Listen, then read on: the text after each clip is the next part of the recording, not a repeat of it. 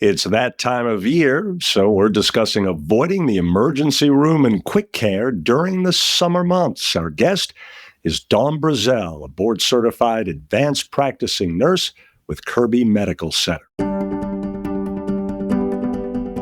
This is the Kirby Connections Health Podcast, where we help you nourish your wellness journey with Kirby Medical Center. Thanks for joining us. I'm Joey Waller. Hi there, Dawn. Welcome. Hello. Welcome. Thank you. Thank you. Great to have you aboard. We appreciate the time. So first, generally speaking, we'll get into some specifics in a moment. Why is it so important for people to think ahead about avoiding trips to the ER or quick care, particularly during the summer months? Well, everyone likes their time during the summer, so no one wants to spend their time in waiting rooms and exam rooms. And unfortunately, coming to the doctor is sometimes very expensive, and there's better ways to spend your money. Absolutely. And then from the standpoint of you and yours, it's an extra burden on staff when people come in unnecessarily, right?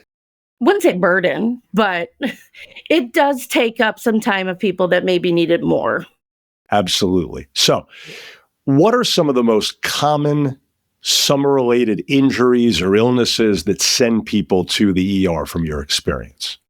From my experience, big one is heat-related issues, such as being out in the sun too long, getting overheated, which also leads to dehydration. A big one we see in QuickCare has been poison ivy and bug bites, cuts, scrapes, sprains, sunburn, foodborne illnesses, all the fun things that come with being outside and hanging out in the heat.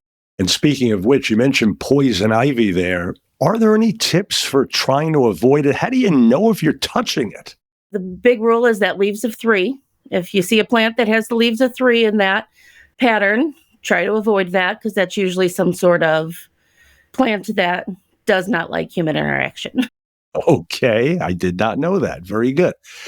So what are some of the more misunderstood reasons people come to the ER, things that might actually be better treated elsewhere where they're coming to the ER but don't necessarily need to? For the ER specifically, minor cuts, scrapes, sprains, possible even fractures, you can come to see us in QuickCare. Sometimes it's a little bit faster. We don't have the full workups that they do in the ER, so we're a little bit quicker. But if it's something that requires blood work, advanced imaging, IV treatment, then that is the place for you. And how about a few simple everyday habits families can adopt to help stay out of quick care this summer? To stay out of quick care, big one for if you're feeling dehydrated, lots of water, lots and lots of water. You got to try to drink at least every 1 to 2 hours. If you're sitting out in the sun, sweating profusely, even more frequently. Stay away from sugary drinks, stay away from alcohol, stay away from caffeinated drinks, as those can tend to make you more dehydrated. It seems, Dawn, as if a lot of these things come from people overdoing it in the warm weather, right? We all want to enjoy ourselves, have fun, get to do those things that oftentimes we haven't been able to do for several months. But what are a few of the things that people tend to take too far that ends them up needing care that they otherwise wouldn't? Staying out in the heat too long. Sweating makes you more dehydrated than you really realize. And if you're feeling dehydrated, then it's already too late. You're already dehydrated. So prevention is the key. Staying out in the sun. I'm a fairly fair-toned person. I can attest to, I can be out in the sun for 25 minutes and be sunburned. And I've made the mistake where I stay out and say, well, I'm at the beach, I'm at the pool, I'm here, I'm at a summer concert, I'm going to get it. And so try to be preventative of all of these things would be the best key. That makes two of us when it comes to being fair-skinned and needing to be very careful. Yes. In the sun. How about people overdoing the exercise outdoors, maybe going for a little bit too long of a run, that type thing? Again, especially if maybe they've not had the opportunity to do that outdoors as much of late. Yes. Try to, if you're going to go for a run, try to get in early mornings or late in the evening when the sun's gone down a little bit and it's not the peak heat hours. Definitely, if you're going to do that, try to go early. If you're going to go out during the day, say you're going hiking somewhere, find a shaded area to cool off, drink some water, layer on the sunscreen at least every 2 hours, 30 SPF or higher. Absolutely. How about any tips? I know you're obviously involved in the medical field. You're not a chef, at least not that we know of, Dawn, perhaps on the side. How I about, am the daughter of a chef. oh, is that right? Okay. I How am. ironic. Because I want to ask you on a serious note, what about any safety tips you might have from your medical experience for being around the barbecue or handling fireworks? Because Lord knows too many people wind up in the ER and in QuickCare because of accidents involving those things, right? Definitely. Safety first. If you're around the barbecue, if you're around a fire space, make sure it's controlled. Make sure you have water nearby to put it out if it gets too high. If it's a propane grill, make sure you don't have it too high. Greasy foods can flare up and singe your face and get into your airway, which would be a very worst case scenario. And then I mentioned fireworks. Unfortunately, sometimes kids are not knowledgeable enough to handle the fireworks that they're playing with. And sometimes even adults, we all know about that one guy that runs around the neighborhood with the shirt off, right? And the red face from being out in the sun way too much. And now he's going to complete his day by setting off some fireworks. And they're usually big fireworks, right? I am the boring mom, and I have teenagers, and I don't let my teenagers play with fireworks. We go to our city's fireworks show. We live in Central Illinois, where there are amazing fireworks shows all summer long, and that's where we see fireworks. I don't do the sparklers. Those have a heat of, I think I remember going to the fire department one time where they did a drill where they showed how quickly a shirt can catch on fire just from a sparkler. I'm the boring mom that doesn't let my kids play with fireworks. Boring but injury-free is the way to go, right? You'll take boring for that. I will take boring every time. No question about it. A few other things. So speaking of which, you led me beautifully into my next question. What should parents be especially mindful of when their kids are playing outside, swimming, of course, at this time of year, involved in sports during the summer months? Swimming, big one. Make sure we have brightly colored swimsuits.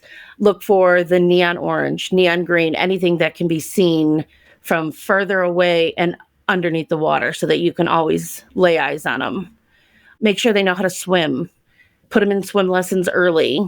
Flotation devices. Make sure they wear life jackets. Anything, a child can drown in an inch of water. So make sure that we are all aware.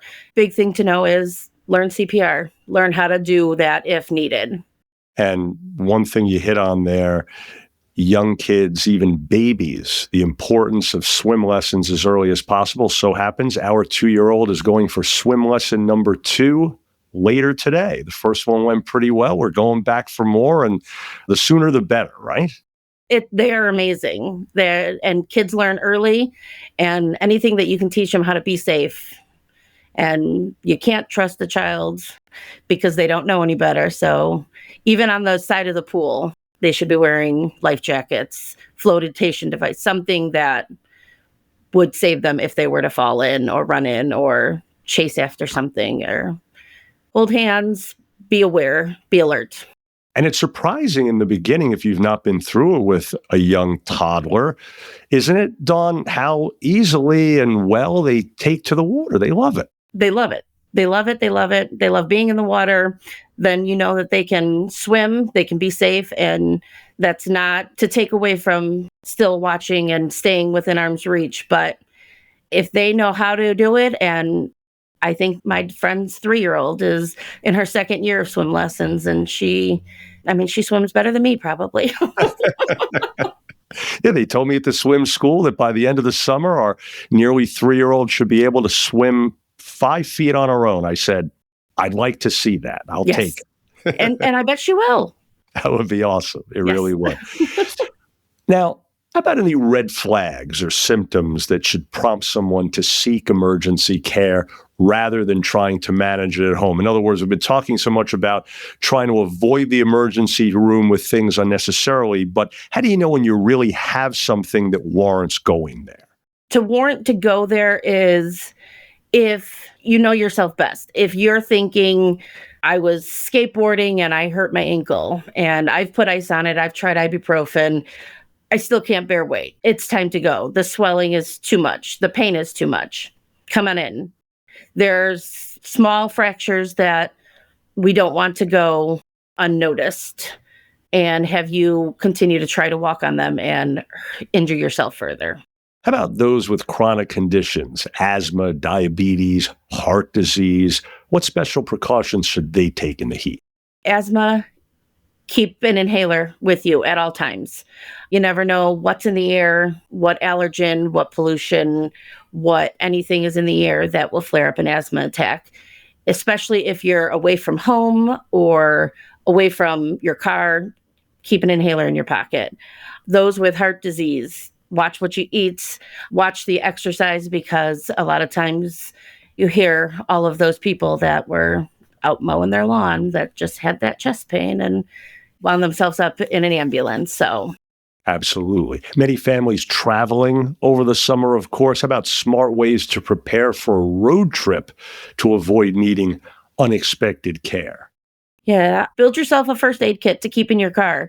Keep a list of all the medications that you take handy so that if something were to happen, if you were, say, to get into a car accident, those paramedics would have a list of your chronic conditions as well as medications. Water, again, that hydration is key. Sunscreen, bug spray, Tylenol, ibuprofen, antihistamines. They make the packets like the electrolyte drinks that you can add to water so that when you're dehydrated, you can get a little bit of extra electrolytes in you. Keep all of those in a summer kit in a basket that you throw in your trunk in the back seat somewhere where it's handy and readily available for you.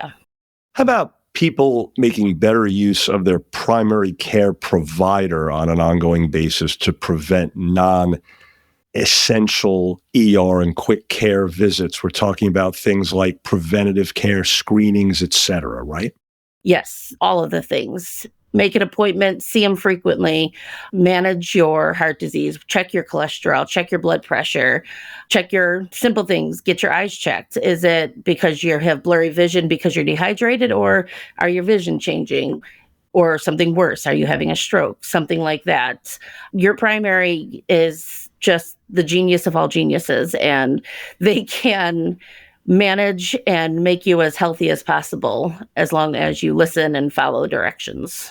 Yeah, kind of like the point guard on a basketball team. They can keep things under control and point you in the right direction and keep everything organized and tell you where to go from here to there, right? Yes, it's definitely easier to stay healthy than get back to healthy. So, Well put.